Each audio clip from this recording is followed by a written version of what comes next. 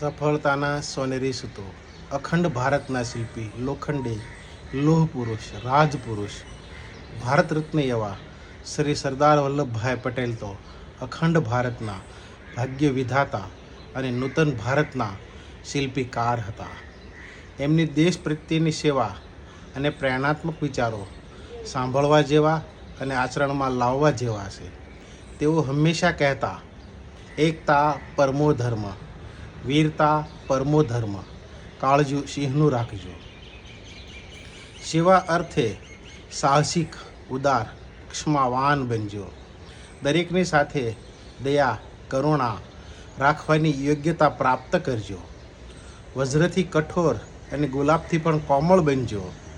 સરદાર વલ્લભભાઈ પટેલના વ્યક્તિત્વને દેવત્વ અને શુભત્વ સાથે સરખામણી એટલા માટે થાય કે તેઓ સાદાઈ, હિંમત, ખુમારી, રાષ્ટ્રની સેવા કરવી અને જ્ઞાનપૂર્વક જરૂરિયાતને ધ્યાનમાં રાખવી, જરૂરિયાતો વધવા ન દેવી, તેવા જ્ઞાન સાથે જ્ઞાનપૂર્વક પ્રમાણિકતાથી મહેનત કરવી વગેરે તેમના વિચારો હતા. પ્રકરણ 2. સરદારશ્રીના વિચારોને ઉજાગર કરવા. જીવજો તો આબરૂદાર થઈને જીવજો, મરજો તો આબરૂદાર થઈને મરજો.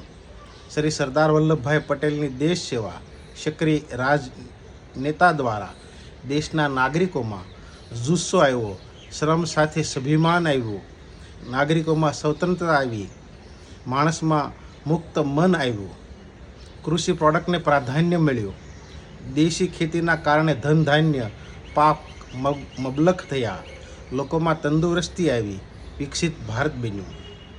અભણ સાક્ષર થયા, ભણેલામાં કેળવણી આવી, નર્મદા સરોવર, તળાવ, ખેત તલાવડી, નદી પર નાના મોટા ચેકડેમની યોજનાઓ આવી, પશુ પક્ષી, માનવ અને પર્યાવરણ લીલુંછમ થયું. સરદારશ્રીની ક્રાંતિકારી વિચારધારા અને અડગ દેશ સેવાના કારણે રાજકીય આગેવાનોમાં, કર્મચારીઓમાં, સોશિયલ સંસ્થાઓમાં, નાગરિકોમાં દેશભક્તિની સેવાને કારણે રાષ્ટ્રીય આગેવાનો અમર થઈ ગયા. ઘર દીવડા તો આખું જગત હોય છે, જગ દીવડા બનજો. અસ્તુ વિનુ સુતરિયાના જાજા હિતથી. જય શ્રી સચ્ચિદાનંદ.